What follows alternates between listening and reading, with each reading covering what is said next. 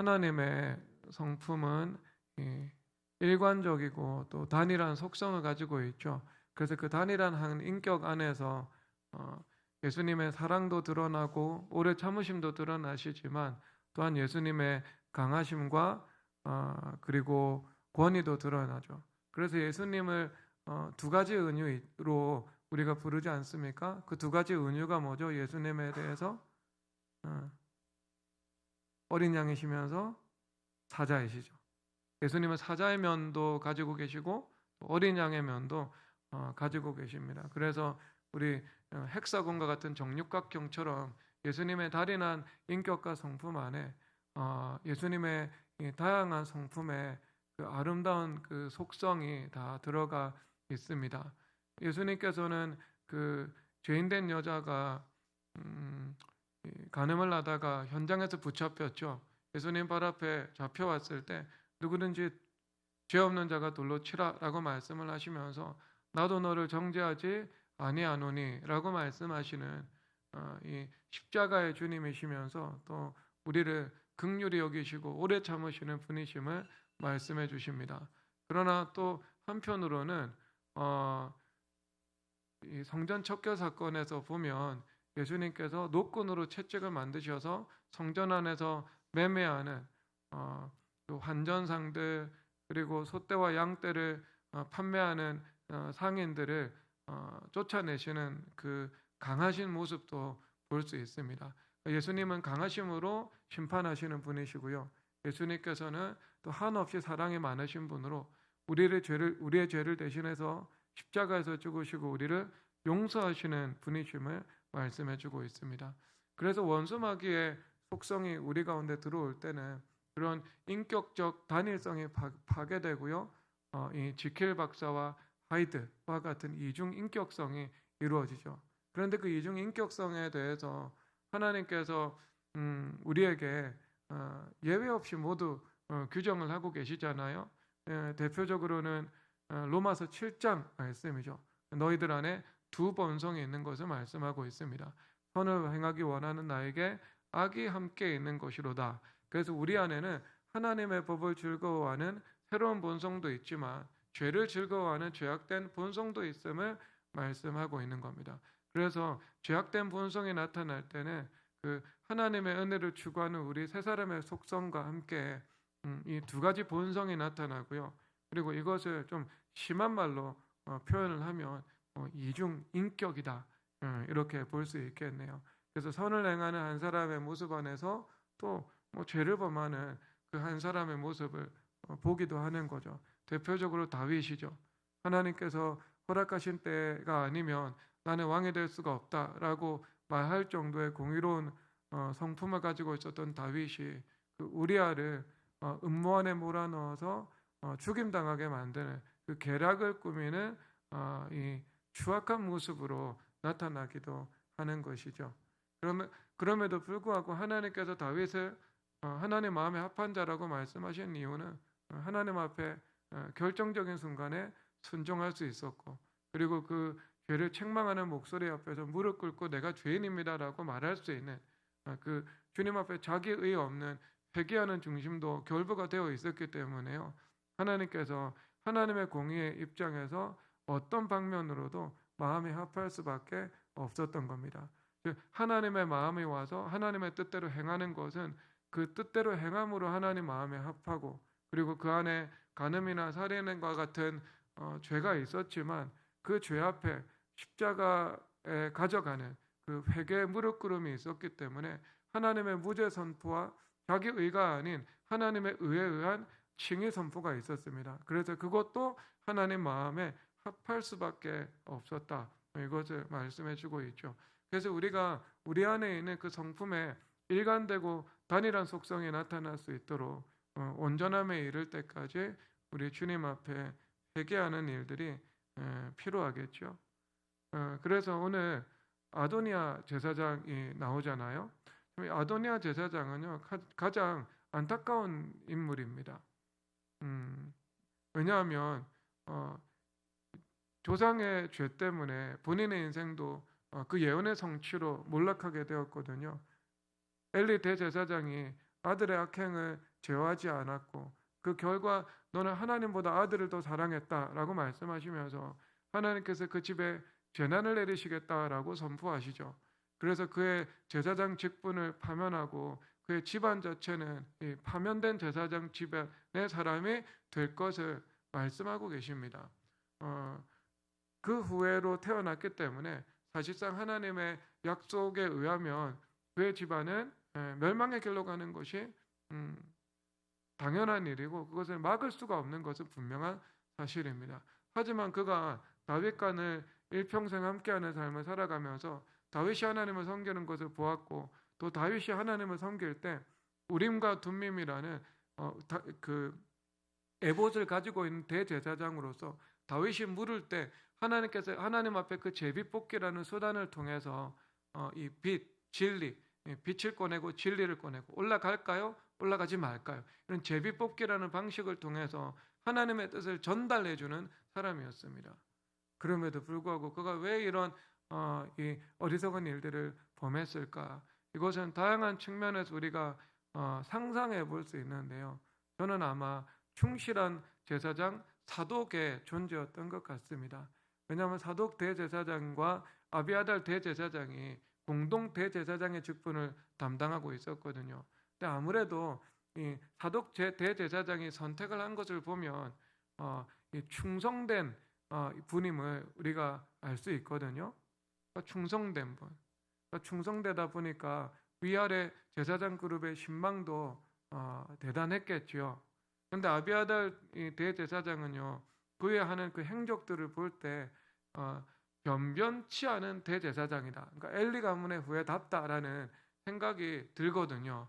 그러니까 아마 그가 그 제사장 그룹에서요 큰 존중을 받지 못했던 것 같습니다. 왜냐하면 제사장 그룹은 그때 당시 대표성의 원리에 의해서 왕이 하나님을 신실하게 섬겼고 그리고 가장 이스라엘 사회에 이 영적 건강이 뛰어난 시대의 존재였기 때문에요. 그렇지 않은 시대에도 늘 시대의 별과 같은 제사장이 일어나서 백성들을 바른 길로 이끌어 나갔는데 이스라엘 다른 어떤 지파들보다 더 하나님의 뜻과 하나님을 섬기는 일들에 이 평균적으로 좀 우월한 면모를 가지고 있었던 것이죠. 그러다 보니까 하나님의 뜻과 하나님의 사람에 대한 센스를 가지고 있었는데 아마 이 아비아달 대제사장은요 자기에게 없던 뭔가 성령 하나님의 기름 부으심 이런 충성됨 이것이 사독 대제사장에게 있다는 것들을 발견한 것 같아요. 그래서 지금까지는 언제나 다윗의 편에 섰거든요. 그런데 인생의 99가지 선택을 다윗 편에 섰는데 마지막 한 가지 선택 다윗의 반역하는 그 입장에 서는 것을 통해 가지고요 그가 멸망의 길로 걸어가 버렸던 거죠. 그러니까 아마 이것은 그 마음 가운데 있었던 그 내적인 불순물들이 있죠. 그 불순물들이 있는데 그것을 볼 때마다 그때 우리 주님 앞에 가서 자기 부인하고 십자가의 죽음을 선택하고 아니면 주님 앞에 자원제의 제사로 나아가면서 그것을 털어내어 버렸어야 되는데요. 방치해두고 있었던 것 같아요. 그래서 그 누적된 결과로 이러한 선택을 하지 않았을까라는 생각을 합니다. 그래서 우리가 삶의 여러 이 색깔이 있잖아요. 다양한 색이 있죠. 이 빛의 스펙트럼 가운데 빨주노초, 파남보 이런 색깔들이 있잖아요. 그러면 하나님께서 우리 인생 가운데 빛을 비추실 때 그 하나님의 은혜의 빛 가운데 우리의 삶이 다양한 스펙트럼으로 나타나잖아요. 형통으로 나타나고 열매로 나타나고 열매 없음으로 나타나고 인내로 나타나고 실패로 나타나고 실언으로 나타나고 시험으로 나타나고 환난으로 나타나고 하는 일이 잘 되는 것으로 나타나고 또 하는 일들이 상황과 하나님의 뜻에 가로막혀서 그것이 엎어지는 그런 때로는 징계라는 형식으로도 나타나잖아요. 그러면 이런 다양한 형식, 다양한 스펙트럼으로 하나님의 은혜의 빛이 우리 가운데 조명될 때 우리는 그때 내 영혼의 상태를 보고 형통할 때 교만이 오면 교만을 회개하고 환난이 올 때 불평이 오면 불평을 회개하고 그리고 하나님께서 징계하실 때 그 징계의 원인이 무엇인지 우리가 알아서 그것을 주님 앞에 내려놓는 그런 자기 부인의 작업을 끊임없이 인생 가운데 해왔다. 그러면은요 여러분 이런 선택을 하지 않았을 겁니다. 누적된 결과인 거예요. 쌓인 결과인 거예요. 그의 인생은요. 그래서 인생이란 여러분 실수라는 것은요. 우리가 하나님의 뜻을 입과 뜻을 따라 살아가면서 실수할 수 있습니까? 없습니까? 실수할 수 있습니다. 여러분 대표적으로 실수를 사례를 하나 말씀을 드리면 광주에 한 3,000명 정도 되는 큰 교회 담임 목사님이 계시거든요. 근데 이 목사님께서 기도도 많이 하시고 또 영혼들도 정말 사랑하시면서 목회를 이끌어 오셨어요. 그런데 이분이 너무 훌륭하니까 그 한국 그 한 교단의 가장 유력한 그 목사님께서 이그 반강제적으로 총회장 선거에 나가라고 권면했던 거예요. 그래서 이분이 그 권유를 받아들여서 총회장 선거를 나갔습니다. 근데 선거를 나가면 기본적으로 사용되는 비용이 있거든요. 자료집도 인쇄해야 되고 온갖 비용들이 있는데 그 비용들을 이제 개인 비용으로 또 충당을 했던 것 같아요. 그리고 나서 총회장 선거 이 정견 발표하는 자리에 올라갔는데요. 그 마지막 발표 때 이분이 사실상 확정된 그 이 후보였는데요. 그 발표를 할 때 그 머릿속에서 발표문이 다 지워진 거예요. 근데 사실 설교자들에게 있을 수 없는 일이거든요. 설교 30년 하잖아요. 그러면 어떤 상황 속에서도 애드립을 통해 가지고요. 넘어설 수 있는 그런 설교의 경륜이 임하게 됩니다. 그런 경륜이 있는데 그 설교도 아니고 뭐 정견 발표하는데 그 실패할 일이 있겠습니까? 매주 강단에서 말씀을 선포하는 분인데요. 근데 지워져서요. 아무 말도 못하고 내려온 거예요. 그리고 그 다음 후보로 오신 분들이 또 말씀을 잘 하셔서 당선이 되었습니다. 근데 그 총회장 나가신 그 담임 목사님께서 한 2주 동안 정말 침울했던 거죠. 근데 여러분 그것은요, 뭐 나간 것 자체가 실수이긴 한데 그게 하나님과의 쌓인 관계에서 나오는 그 누적된 죄악의 결실이다라고 볼 수는 없는 거죠. 그렇죠. 그러니까 이거는 목사님도 아시고 성도님들도 알아요. 그래서 제가 알기로는 이 2주 만에 목사님 마음이 다 회복되신 것으로 알고 있습니다. 그리고 성도님들도요, 이 목사님을 긍휼히 여기는 마음이 있으셔서 목사님 그 무등보감이라는 이 절대 팔리지 않는 이 에세이 모음집이 있거든요. 저도 그거 받았어요. 우리 아버님 통해서. 되게 은혜로운데 서점에서 살만한 책은 아닙니다. 그냥 전도용으로 사람들 하나 두 개씩 줄 만한 그 좋은 생각 같은 책이거든요. 목사님이 쓴 짧은 칼럼, 뭐 주보 칼럼 모아놓은 거. 그러니까 뭐 도서화 시키기는 좀 어려운 겁니다. 그런데 여러분 그 교회 권사님들이요, 그거 다 구입을 해가지고 이 전도한다고요 1,000부씩 사갔어요. 1,000부씩. 그래서 그 비용이요 다 충당됐어요. 그런데 그것은요, 저는 성도들의 마음밭도 참 착하지만 그걸 넉넉하게 긍휼히 여길 수 있는 마음도 있지만 목사님 자체가 하나님과의 관계가 바로 서 있었기 때문에요.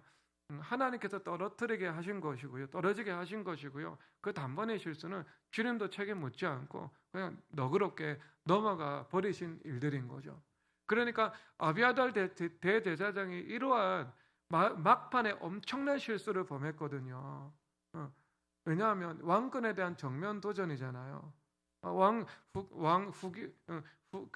후대 왕 계승 지명권은 당연히 선대왕이 가지고 있는 것 아니겠습니까?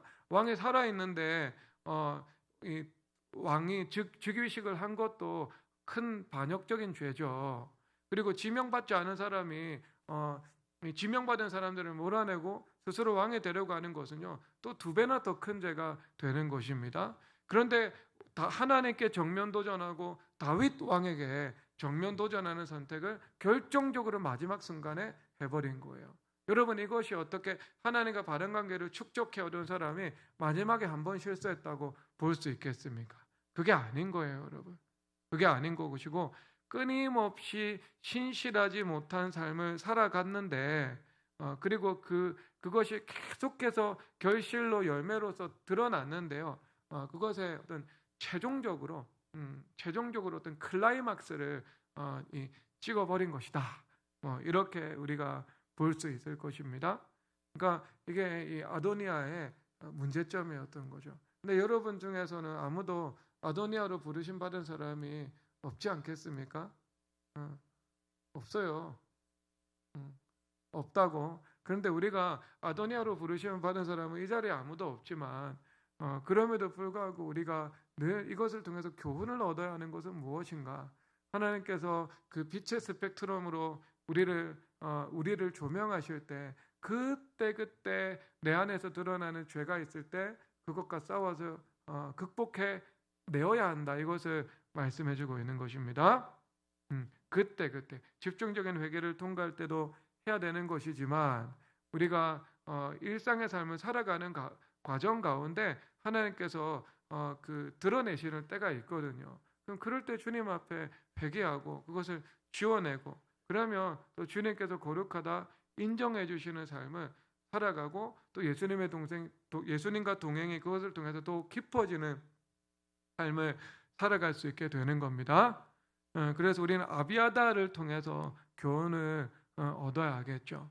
그러니까 그 안에 있는 그 이중 인격적인 요소가 있었는데 우린과 둔밈을 가진 모습도 있었지만 또 그 안에 영혼의 그 오염된 부분들을 끝없이 방치하면서 자라나게 만들고 끊임없이 죄악으로 물을 주면서 결실하게 만들어 나가다가 종국의 심판을 받았다라는 것을 말씀해주고 있습니다. 그러니까 여러분들이 늘 하나님을 가까이하고 또 하나님 앞에 늘 겸손을 구하고 또 늘 주님 앞에 깨어 지내면서 살아가잖아요. 그러면은요 하나님께서 주시는 은혜가 바로 그런 결정적인 순간에 보호해 주시는 은혜를 주님께서 허락하십니다. 실수가 있다 하더라도 우리가 주님과 동행하는 삶에 깊이가 있고 또 그런 분명한 중심이 있기 때문에요. 그런 실수는요 주님께서 너그럽게 책임을 묻지 않고 덮어주시는 것이고요. 덮어주시는 것이고 또 그런 결정적으로 그런 이 악수를 저지르지 않도록 하나님께서 우리를 돌보아 주시는 이 은혜가 임하게 되는 것입니다. 자, 그래서 우리가 그렇게 해서 예수님의 성품으로 점점 예수님의 성품이 이루어져 가잖아요. 그러면 예수님의 성품이 단일하고 일관된 예수님의 성품 안에 예수님의 다양한 면모들이 있지 않습니까? 그래서 이것이 긍정적으로 드러나게 되는 것이죠. 그러니까 마치 이것은 긍정적인 관점에서 내 안에 계신 예수님, 그러니까 그 빛이 있을 때 빛은 예전에 이 하나의 세계라고 생각을 했거든요. 이 과학이 발전하기 전에는요. 그런데 그 스펙트럼 실험을 통해 가지고요. 빛이 적어도 그 7개의 빛깔로 그 빛의 스펙트럼을 통해서 빨주노초 파남보 이렇게 이 구성되어 있다는 것들을 알게 된 거예요. 그렇죠. 그래서 여러분 그 스마트팜 같은 게 있잖아요. 그럼 스마트팜을 어떻게 만드냐 하면은 그 예를 들어 상추가 있습니다. 그러면 이 상추가 어떤 빛을 받을 때 제일 잘 자라는지 이런 것들을 데이터로 실험하는 거예요. 가설을 세우는 겁니다. 노란색 가설, 빨간색 가설, 뭐 이렇게 흰색 가설을 세우는 거예요. 그래서 각각의 빛을 비추는 거예요. 그래서 실험하고 관찰을 하는 겁니다. 그래서 그 실험과 관찰이라는 그 검증 이 과정을 통해 가지고요 가설을 폐기하고 가설을 살아남기는 거예요. 그래서 이 채소는 노란 불빛에 반응해서 빨리 자라난다라는 것들이 데이터로 나오게 되는 겁니다. 그러면은요 스마트팜 가운데에서 노란색 빛만 비추는 거예요. 그래서 그 생산성이요 얼마나 높아지게 되냐면은 77배 높아지게 되는 거예요. 77배 높아지게 되는 거죠, 여러분. 그러니까 이것은 이제 과학적인 하나님의 지혜를 동원하는 건데, 여러분, 주님은요 자연 세계 가운데 개입하실 수 있는 분이시지 않겠습니까? 그러면 하나님께서는요 빛을 비추시면서 각 식물 가운데 빛을 비추실 때요, 하나님께서 정말 은혜를 베푸신다 그러면 이론상 논리적으로 하나님의 존재성상 하나님의 속성상 가능합니다. 그렇죠. 왜? 하나님은 전능하신 분이고 하나님은 자연세계를 깨뜨려 오셔서 초자연적인 개입으로 간섭하실 수 있는 분이시거든요. 그러니까 예수님께서 문둥병자를 살리시고 죽은 자를 고치실 수 있는 분이시다. 그러면 하나님께서 그 자연적인 섭리에 개입해 가지고요 조정하셔서 더 열매 맺게 하실 수 있는 분이시기도 하십니다.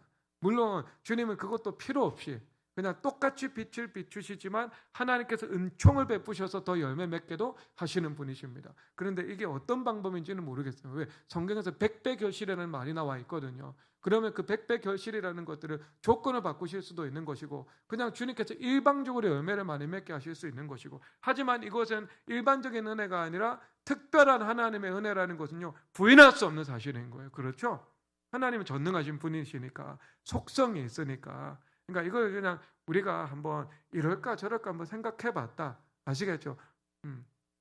자, 그러면 예수님께서 우리 가운데 계시면서 예수님은 빛이시잖아요. 그럼 빛으로 우리 가운데 드러날 때는요, 예수님의 성품의 다양한 면모들이 이중 인격화된 것이 아니라 일관성 가운데 나타나지 않겠어요? 나타나지 않겠어요. 그래서 여러분, 오늘 나단 선지자가 11절에서 이렇게 말하는데요, 나단이 솔로몬의 어머니 밧세바에게 말하여 라고 말을 하고 있습니다. 그런데 여기서 한글 성경에서는 나타나지 않는데요, 여기서 나단이라고 말을 할 때는 그 전에 하나의 붙은 말이 있는데요, 이게 어떤 계속적 용법의 쓰임을 받는 이 하나의 이 히브리어 알파벳 하나가 붙어 있습니다.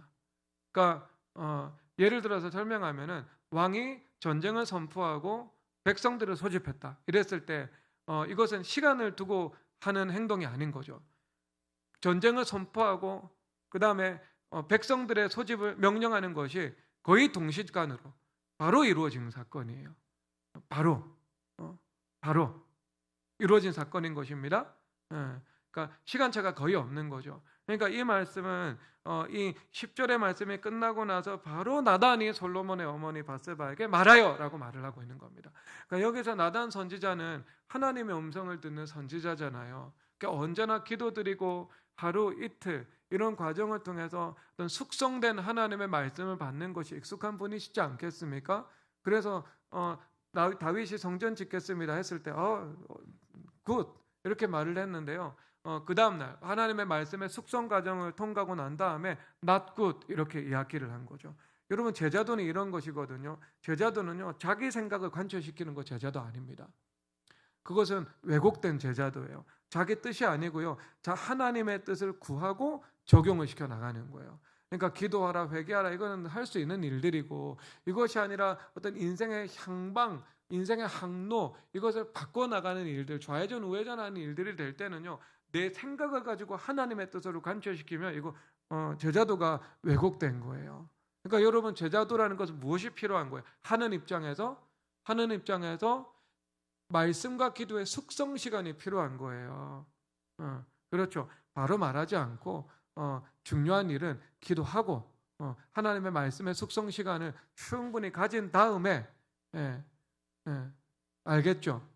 그래서 그때 딱 전해야 되는 거예요. 설익은 요거트를 먹일 수 없다는 거예요. 숙성을 시켜야 된다고. 숙성을. 그러니까 이게 바른 제자도예요. 아시겠죠? 저는 늘 주의합니다.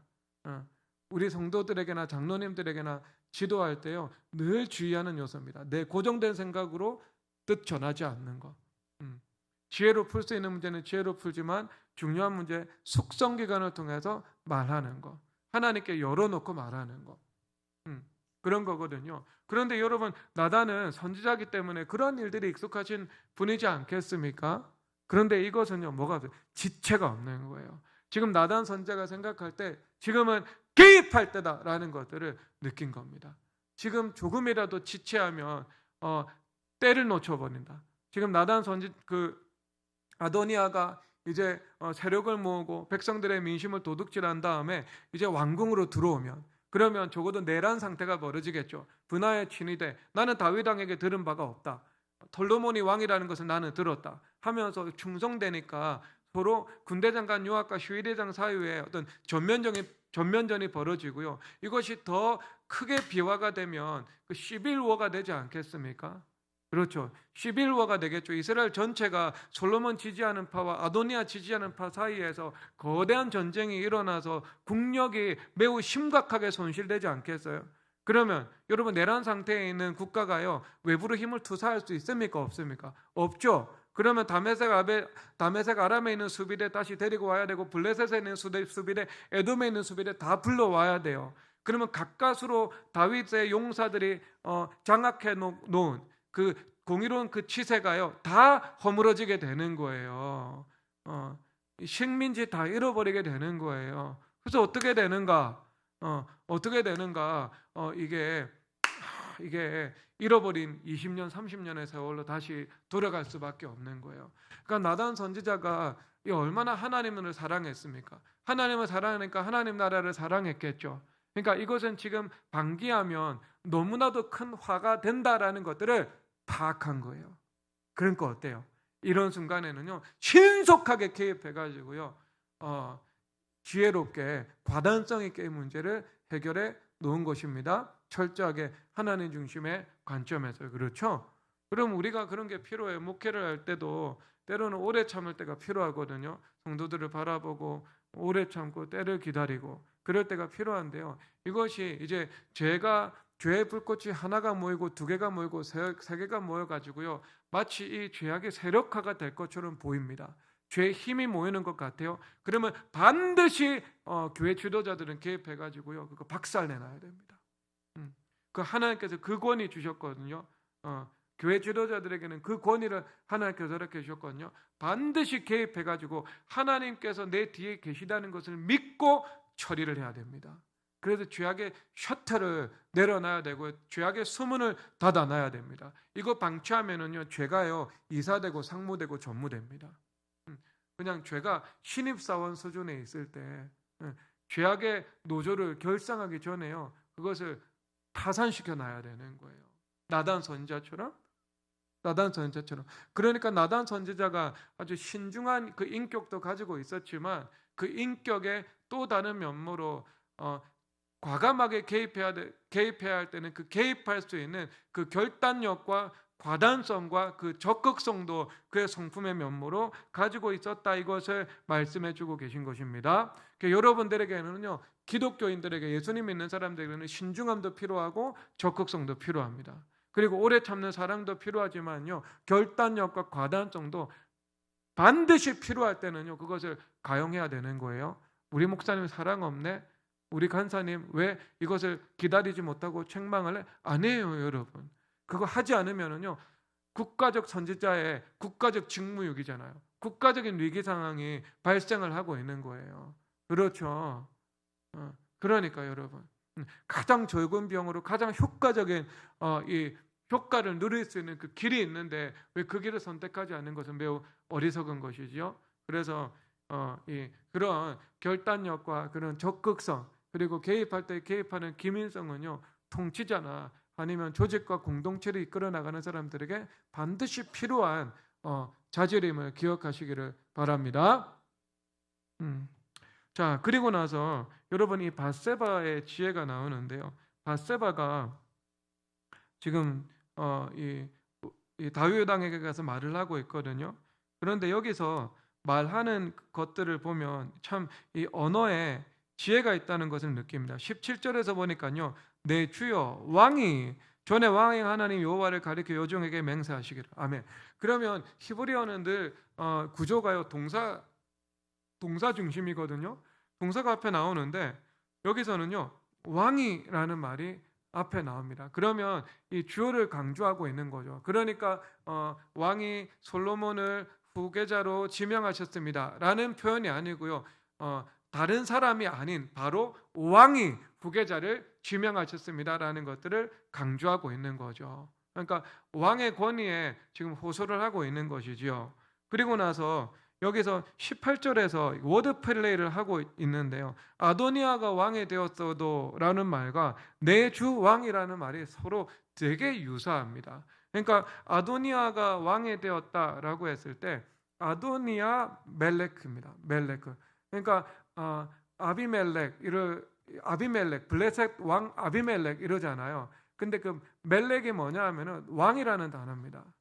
왕이라는 단어. 그래서 아도니아가 왕이 되었다는 것을 아도니아 멜렉 이렇게 표현을 하고 있는 거예요. 그러니까 여러분 소리로 한번 기억을 해보세요. 그런데 내 주 왕이라는 단어가 뭐냐 하면은 아도니 한 멜레크입니다.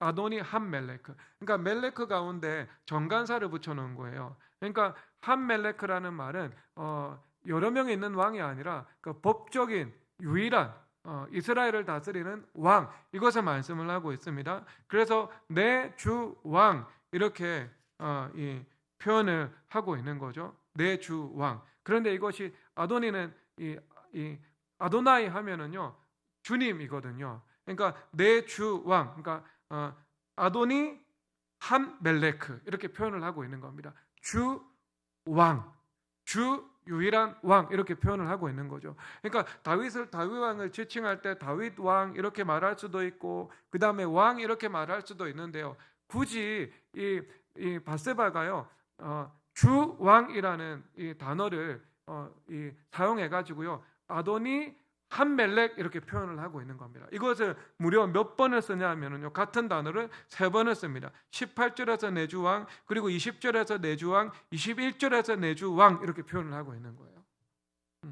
표현을 하고 있는 거예요. 자, 그러면 여러분 이 워드 플레이를 통해서 지금 노쇠해져 갖고 또 의식도 왔다가 갔다가 하고 있고 정상적으로 왕의 직무를 수행할 수 없는 그 다윗 왕에게 반복적으로 무엇을 강조하고 있는 거죠? 이것을 통해서 아도니아가 스스로 왕이 되었다는 것들을 계속해서 어떤 같은 이 유사한 음을 가지고 있는 단어를 통해서 반복적으로 전하고 있는 것입니다. 워드 플레이를 한 거예요. 지금 아도니아가 스스로 왕이 되려고 한다. 아도니아가 스스로 왕이 되려고 한다. 아도니아가 스스로 왕이 되려고 한다는 말을 3번 다른 방식으로 이야기를 하고 있는 거예요. 그리고 나서 여기서 말을 하고 있는데요. 19절에서 왕의 종 솔로몬은 청하지 아니하였나이다 라고 말씀하고 있습니다. 그래서 이 왕의 종은요 왕의 노예 솔로몬. 그런데 이 반역자와 다른 왕의 노예 솔로몬은 초청하지 않았다, 이렇게 말씀을 하고 있는 겁니다. 그러니까 바세바가 이 언어를, 이 히브리어 구조를 잘 활용해서 모국어니까요. 모국어니까 자신이 전하고자 하는 말들을 아주 겸손하게 그리고 지혜롭게 설득력 있게 전하고 있는 모습을 보여주고 있습니다. 그러니까 이것은 이제 하나님께서 베풀어 주시기를 원하는 언어의 지혜인 것이죠. 언어의 지혜. 언어의 지혜. 언어라는 것이 참 민감하지 않겠습니까? 그러니까 적절한 수위와 수준과 범위를 선택해 가지고요 내가 말을 해야 되거든요. 그러니까 과하지도 않게, 하지만 부족하지도 않게, 그리고 분명하게, 모호하지 않게, 하지만 때로는 직접적으로 말할 수 있지만 때로는 간접적으로도 말할 수 있고, 이렇게 말을 해야 되지 않겠습니까? 그러면 여러분들 그런 말의 지혜를 구해야 되겠죠. 여러분 예수님을 믿고 기도하는 사람들에게는 무엇이 있는가? 성령 하나님의 권능이 있습니다. 성령 하나님의 권능이 있는 것은요 말에 힘이 있다는 거예요. 그래서 내 말과 전도함이 사람의 말의 지혜의 아름다움이 있지 않고 다만 성령의 나타남과 능력이 있다 하여 라고 말을 하고 있거든요. 그러니까 레토릭을 뛰어넘는 성령 하나님의 능력과 나타남이 사도 바울의 말 속에 분명히 있었다라고 말씀을 하고 있는 것이겠죠. 그러니까 여러분들이 기도하고 성령 하나님의 능력이 있죠. 그러면 여러분 안에 계신 예수님으로 인해서 여러분들이 말을 할 때 그 말에 반드시 힘이 있습니다. 그 말에 힘이 있음을 믿고 우리가 말하는 거예요. 그러니까 우리가 때를 얻든지 못 얻든지 전도를 하는데 우리가 사람들을 만나고 또 전도를 할 수도 있고 예수님을 전할 수도 있고 그런데요. 여러분들이 단순히 그 말의 기회뿐만 아니라 여러분들 안에 계신 예수 그리스도께서 여러분들의 이 기간을 사로잡고 말씀을 하시는데 여러분 말씀을 하시는데 여러분 안에 계신 성령 하나님의 그 은혜가 여러분들의 말을 통해서 역사되고 흘러간다는 것을 분명히 믿고 말해야 되는 겁니다. 그게 여러분 우리 교회됨 40의 17일자에서 18일자에서 말씀하시는 거룩법이잖아요. 거룩법. 그 거룩함이 무엇을 통해서 전달되겠습니까? 입의 말인 거예요. 내 입의 말은 영이요 생명이라 말씀하신 것처럼 우리가 하나님의 마음으로 말을 전할 때 그 말에는 분명한 하나님의 은혜의 가마력이 있고 그 은혜가 그 말을 통해 전달되고 쌓인다는 것을 믿고 말하라는 겁니다. 이미 여러분 안에 그게 있다니까요. 누군가에게 말을 할 때 여러분 기도하잖아요. 산기도 하잖아요. 산기도 하는데 어떻게 여러분 안에 성령 하나님의 능력이 없겠습니까? 있죠. 그것을 있다고 믿지 않고 말하니까요. 그 믿음대로 말의 역사가 안 나타나는 거예요. 그런데 여러분들의 말에 그 능력이 있음을 믿고 말하잖아요. 그러면 능력이 있습니다. 그러니까 우리 교회 간사님들하고 대화하잖아요. 그러면 이분들 말에 힘이 있다. 말에 뼈가 있다. 제가 이거 느끼거든요. 그러니까 하나님께서 권위이기 때문에요. 그 기름 부으심을 주시고 왜? 왕으로 세울 때 기름 부어서 왕을 세우잖아요. 그러니까 하나님께서 직분을 주실 때 그것을 감당할 지혜와 힘을 주님께서 허락해 주시거든요. 그러니까 그에게 말의 권세, 권위 이것을 주님께서 직분상 허락하시는 거예요. 근데 게다가 기도까지 하고 회개까지 하니까 얼마나 거기에 말의 힘이 결부가 되어 있겠습니까? 그러니까 여러분들 양떼들에게 무언가를 권면할 때도요. 그 말에 힘이 있음을 믿고 권면하는 거예요. 그러니까 이것이 말할 때마다 그 사람 가운데 하나씩 하나님의 은혜가 쌓여가면서 그 사람의 이 적은 것 같아 보이지만 분명하게 어떤 균열을 내고 있는 거예요. 아주 미세하게 이게 움직이고 있는 거예요. 움직이고 있는 거. 아시겠죠? 움직이고 있는 거예요. 아주 미세하게. 일본 열도가 아주 미세하게 막 가라앉는다 이런 말도 하잖아요. 그렇죠? 그리고 이 어떤 지각판이 있을 때 이것이 아주 미세하게 움직여 나간다 이렇게 말을 하잖아요. 그래서 시간이 지나면 고고학적 이 지도 자료가 바뀌거든요. 예전에 바닷물이 없는 곳에 2000년이 지난 지금에는 바닷물이 있고요. 없는 곳에 있기도 하고 그러거든요. 그러니까 없는 것 같아 보이지만 분명한 변화는 그 안에서 나타나고 있는 거예요. 그렇죠? 나타나고 있지 않습니까? 나타납니다. 그 대표 그 열매가 누굽니까? 여러분이잖아요. 여러분들이 이 변동이 나타났잖아요. 바로 그거예요. 그것에 말의 힘이 있는 거예요. 근데 여러분들이 이 말의 힘을 배가시키기 위한 길이 있는데요. 그것은 무엇인가 삼기도 말고 주님 앞에 입술의 범죄를 회개하는 겁니다. 이런 말로 범죄한 거 많이 있죠. 말로 범죄한 거, 부정한 말 한 거, 이런 거. 그러니까 이런 것들을 주님 앞에 회개 많이 해야 됩니다. 심지어 이것은 어린 시절의 입술의 범죄까지도요. 주님 앞에 그 태산같이 쌓여 있기 때문에 회개해야 됩니다. 근데 우리 교회 여기 있는 자매님들이야 워낙 온유한 부녀자처럼 자라났기 때문에 여러분들이 무슨 입에서 험한 말을 하고 살아갔겠습니까? 하지만 저처럼 이 험한 곳에서 자라나고 험한 말을 습관처럼 하고 살아가고 욕을 인사처럼 하고 살아갔던 사람들은요 정말 회개를 많이 해야 됩니다. 그런데 그 입술의 범죄를 회개하잖아요. 그러면 주님께서 여러분들에게 두 가지를 주시는데요. 두 가지를 주시는데 말에 성령 하나님의 나타남과 능력이라는 그 힘을 주십니다. 그리고 두 번째 무엇을 주시는가? 진술하는 능력을 주님께서 허락해 주십니다. 그래서 여러분들이 슬기롭게 말할 수 있도록, 그렇죠? 슬기롭게 말할 수 있도록 최적화된 지점을 찾아서 말할 수 있도록 하나님께서 여러분들에게 은혜를 베풀어 주시는 거죠. 그래서 이 교회 간사들 그리고 교회 앞으로 일꾼이 되어서 쓰임받아야 하는 분들은요, 이거 구해야 됩니까? 안 구해야 됩니까? 이건 필수적인 자질입니다. 필수적인 자질이에요. 반드시 주님 앞에 이것을 구해야 됩니다. 한국말이 아하고 어하고 다르잖아요. 그렇죠? 히브리어도 아하고 어하고 다르겠죠. 그런데 그 다른 것을 통해서도 어떤 하나님의 이 은혜로운 말들을 잘 전할 수 있도록 말의 어리석음이 아니라 그 말의 지혜를 주님 앞에 구하십시오. 이거 구해야 됩니다, 여러분. 구하면 주신다니까요, 여러분. 구하면 여러분들에게 언변의 은사도 주세요. 언변의 은사도 주시고요. 글 쓰는 은사도 주시고요. 주님께서 다 주세요. 주세요. 여러분 지금까지 그런 거 잘 안 구하셨죠? 구하든지 말든지 알아서 하세요. 저는 많이 구하고요. 저는 많이 받고 살아갈게요. 알겠죠? 원래 성경에 그렇습니다. 가진 자는 더 많이 가지게 되고 있는 자는 없는 자는 그 있는 것까지도 빼앗기리라. 예, 그러니까 저는 늘 주님 앞에 많이 구하고 많이 받고 살아가거든요. 그러니까 저는 입술의 은혜와 지혜도 많이 구해서 저는 많이 받고 살아갈 거야, 알겠죠? 그러니까 여러분 안 구하고 살아가시니까 그냥 구하지 말고 그냥 계속 그렇게 살아가세요. 자, 넘어가도록 하겠습니다. 구하세요. 구하세요. 이것을 성경에서 말씀하시는 바, 그 논리학에도 있는 바 반어법이다라고 하는 겁니다. 이 반어법은요, 강한 긍정입니다. 알겠죠? 반어법은 언제나 강한 긍정이에요. 그러니까 이렇게 말을 하면 목사가 어떻게 저렇게 말을 하냐? 이게 아니고요. 반드시 구하라는 말입니다. 그것 자체가. 국어 공부 좀 하세요. 자, 그렇습니다. 자, 그리고 나서 여러분 열왕기상 1장 25절에서 보니까요. 많은 신하들이 아도니아의 반역에 동참했다라는 것들이 나와 있죠. 군사령관 그리고 왕자들 그리고 아도니아의 편에 선 신하들이 많이 동참했고요. 그리고 그들이 뭐라고 말을 하고 있냐면 이거 모르고 참여한 거 아니에요. 비의도적인 죄가 아니라니까요.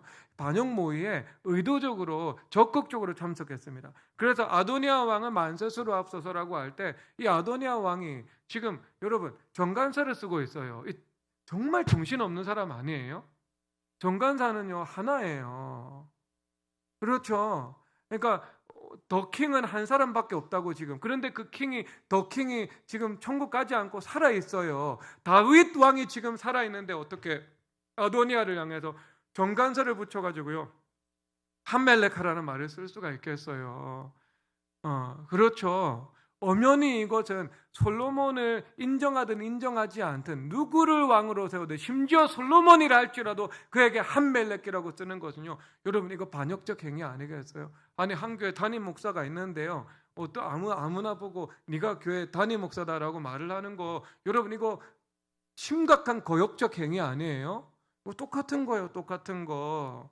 그런데 여러분 이 사람들이 왜 그렇게 어리석은 선택을 했을까? 분명히 여러분 이것은 공식적인 사실이었거든요. 솔로몬이 왕의 계승자로 지명되었다는 것은요 공식적인 사실이었습니다. 여러분 왕실의 비밀이 어디 있습니까? 바세바가 가만히 있었겠습니까? 주변 사람들에게 왕이 맹세했다고 말하지 않았겠어요? 나단 선지자고 알고 있었고 그럼 나단 선지자 제자들도 있었을 텐데 알고 있었겠죠? 분하야도 알고 있었어요. 분하야가 알고 있으면 슈에데가 다 알고 있죠. 이쯤 되면 여러분 이스라엘 백성 전체가 다 알고 있다 이렇게 봐야 됩니다. 그런데 이 사람들은 무엇을 여러분 결정적인 순간에 믿지 못했는가? 말씀과 약속과 왕의 권위를 인정하지 않은 거예요. 말씀과 약속과 왕의 권위보다 그들은 자신의 경제적인 이권과 그리고 정치적인 입지 그리고 아도니아의 일파인 그 요압 군대 장관이 가지고 있었던 그 인간적인 힘을 더 신뢰했던 겁니다. 그러니까 이 사람들은 무슨 표하고 관련이 있죠? 주일 예배 관점에서는요 666 표와 관련이 있는 거예요. 666 표와 관련이 있는 거예요. 이 사람들은. 네, 그렇죠. 그 표를 받지 않았겠지만 그 표를 받는 사람들과 언약 백성 안에 있음에도 불구하고요 유사한 속성을 가지고 있었던 것입니다. 그러니까요 그들이 어떻게 해야 돼요? 결국 자기께 빠져가지고요 이 인생의 거대한 올무 가운데 잡히게 되는 거죠. 이후에 솔로몬이 40년 동안 이스라엘의 최고 권력자로 군림하면서 살아갔잖아요. 섬기면서 살아갔잖아요. 모든 군권, 그 정치권, 행정권 다 쥐고 있었는데 여러분 거기 참여했던 왕자들, 신하들, 그 다음에 군사령관들, 제사장들 여러분 얼마나 여러분 40년 내내 여러분 그들 불안해하면서 살아갔겠습니까? 솔로몬은 공의의 사람이라 죽이지는 않았겠지만 그렇다고 해서 중용도 하지 않았을 거예요. 그렇죠. 왜? 이 사람들 중용하면 안 되거든요. 말씀과 약속과 권위의 대적자들이거든요. 그럼 이 사람이 다시 중용을 했을 때 그 말씀과 약속과 하나님께서 임명하신 권위를 경홀히 여기고 이 인간적인 결정을 하면서 살아갈 확률이 다분한 사람들이지 않겠습니까? 회개하지 않는다면 회개 증거 없이 그들을 세울 수가 없죠. 그렇죠. 그러니까요. 그런데 여러분 이것이 무엇인가? 하나님을 가장 크고 강하신 분으로 알아야 되는데 그래서 말씀과 약속과 하나님께서 세우신 권위의 편에 서서 살아가야 되는데, 하나님께서 가장 크고 강하신 분이 아니라 아도니아나 요압의 힘이 더 크고 그리고 자신의 유익함이 더 큰 목적이 되어버린 것입니다. 이게 가장 큰 문제였어요, 이게 사람들에게. 그러니까 여러분, 그렇게 되면 안 되겠죠.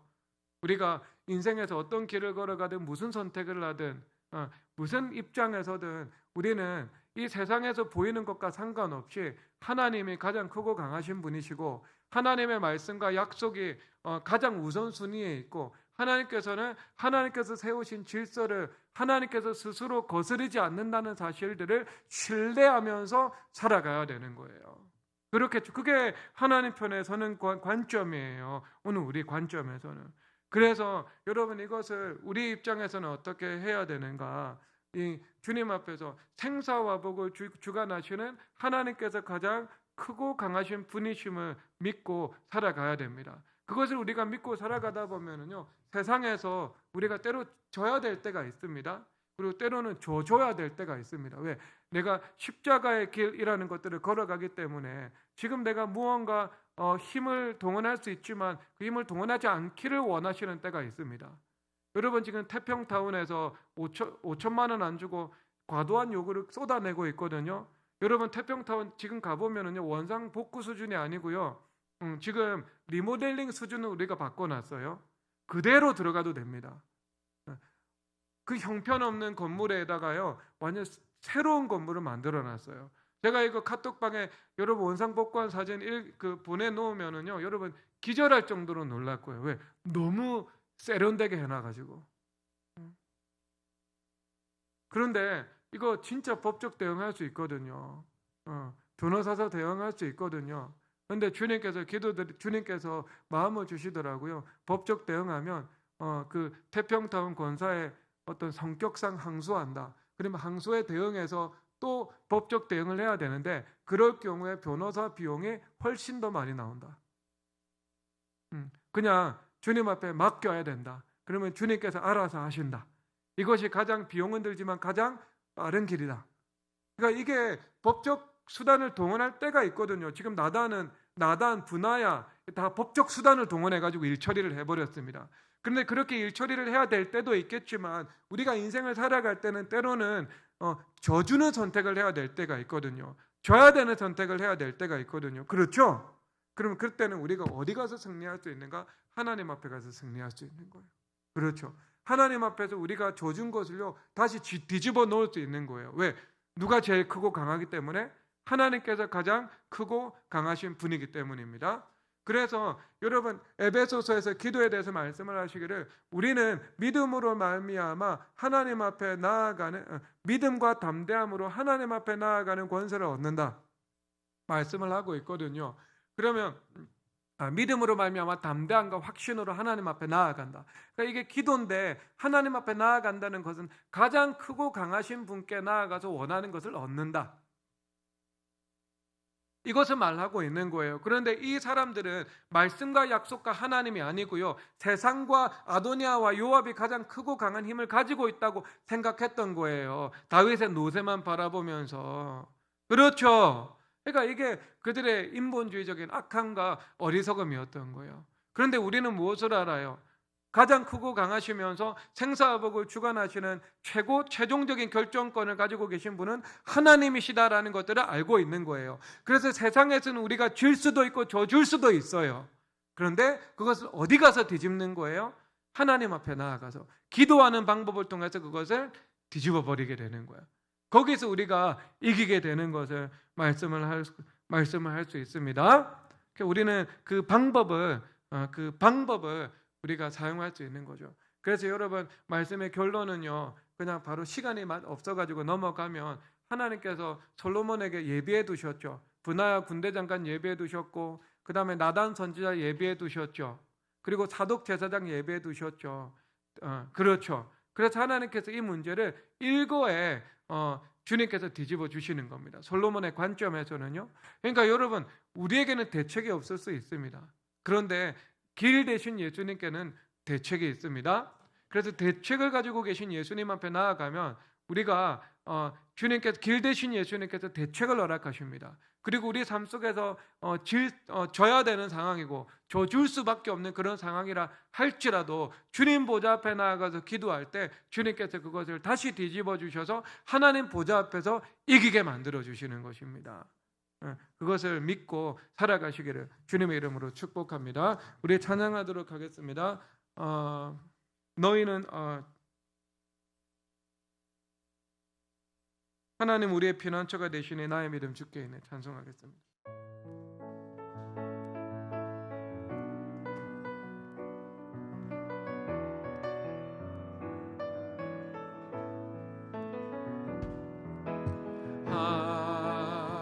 하나님은 우리의 피난처가 되시며 환난 중에 우리의 힘과 도움이시라.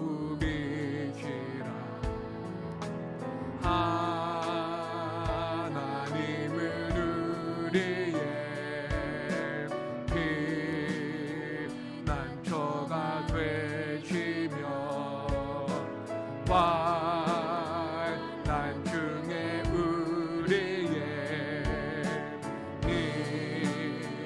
힘과 도움이시라. 너희는 가만히 있어 주가 하나님 되말지어다. 열방과 세계 가운데 주가 높임을 받으리라. 너희는 가만히 있어. 너희는 가만히 있어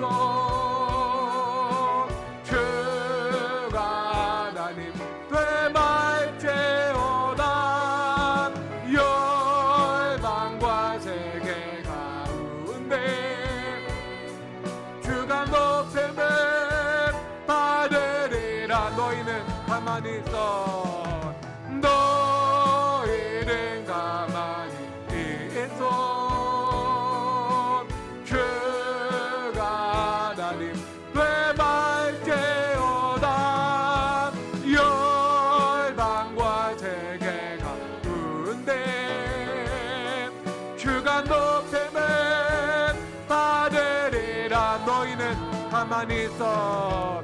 너희는 가만히 있어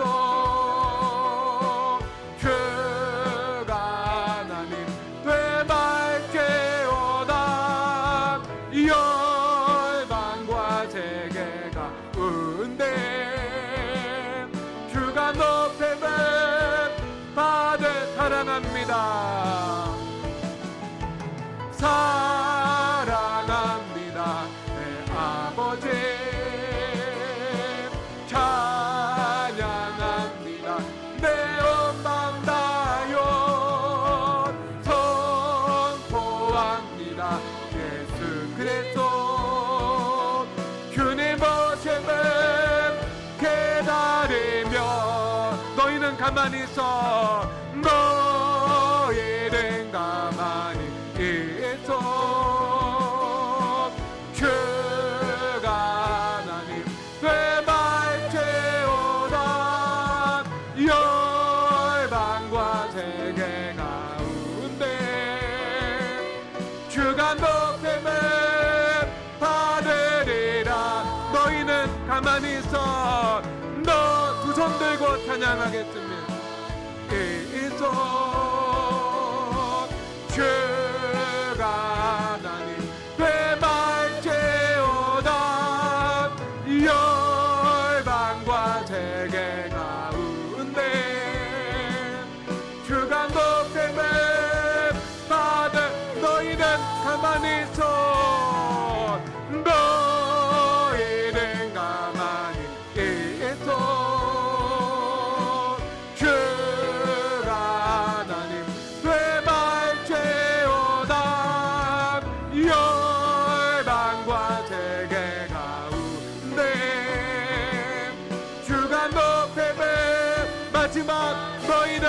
가만히